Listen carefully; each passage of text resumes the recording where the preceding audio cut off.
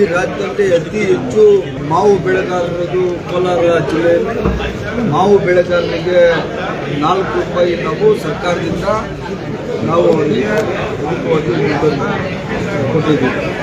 ಆ 4 ರೂಪಾಯಿ ದುಡ್ಡು ಕೊಟ್ಟಾದ್ಮೇಲೆ ವಿಶಾಲವಾದ ಹೊಸ Shri Venu TVS showroom Kaular bypass Maruti Nexa car showroom ಪಕ್ಕ ಕಿಯಾ ಶೋರೂಮ್ ಎದುರು ಪ್ರಾರಂಭವಾಗಿದೆ. ಬುಕಿಂಗ್ ಆಫರ್ಸ್ ಮತ್ತು ಸರ್ವಿಸ್ಗಾಗಿ ಕೂಡಲೇ ಸಂಪರ್ಕಿಸಿ 9986833899. ಈ ಫ್ಯಾಕ್ಟ್ರಿಗಳು ಏನು ಮಾಡಿದ್ದಾರೆ, ಅವರು 4 ರೂಪಾಯಿ ಕೊಟ್ಟಿದ್ದ 2 ರೂಪಾಯಿ ಆ ಥರ ಮಾಡಿಬಿಟ್ಟಿದ್ದಾರೆ. ಅದು ಜನಗಳಿಗೆ ಮೋಸ ಮಾಡುವಂಥದ್ದು ಮಾಡಿದ್ದಾರೆ ಫ್ಯಾಕ್ಟ್ರಿಗಳು.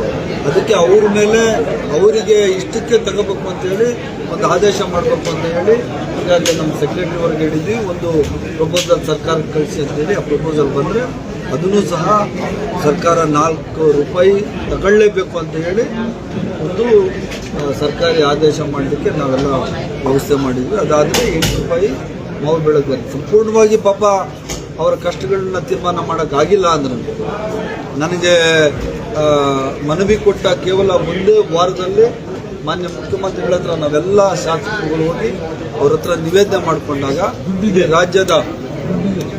ರಾಜ್ಯದ ಮಾವು ಬೆಳೆಗಾರರಿಗೆ ಸುಮಾರು 101 ಕೋಟಿ ರೂಪಾಯಿ ಪರಿಹಾರ ಧನವನ್ನು ಮೀಸಲಿಟ್ಟಿದ್ದೀವಿ.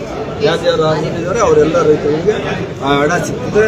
ಅದನ್ನು ಸಹ ಇವತ್ತು ಮತ್ತೆ ಎಕ್ಸಾಮಿಷನ್ 10 ಟನ್ ಇದ್ದಿದ್ದನ್ನ 20 ಟನ್ ಮಾಡಬೇಕು ಅಂತ ಹೇಳಿ ಒಂದು ಇಲಾಖೆ ಸರ್ಕಾರಕ್ಕೆ ಇವತ್ತು ಲೆಟರ್ ಬರಿದೆ ಅಂತ ಹೇಳಿದ್ವಿ. ಅದಾದಮೇಲೆ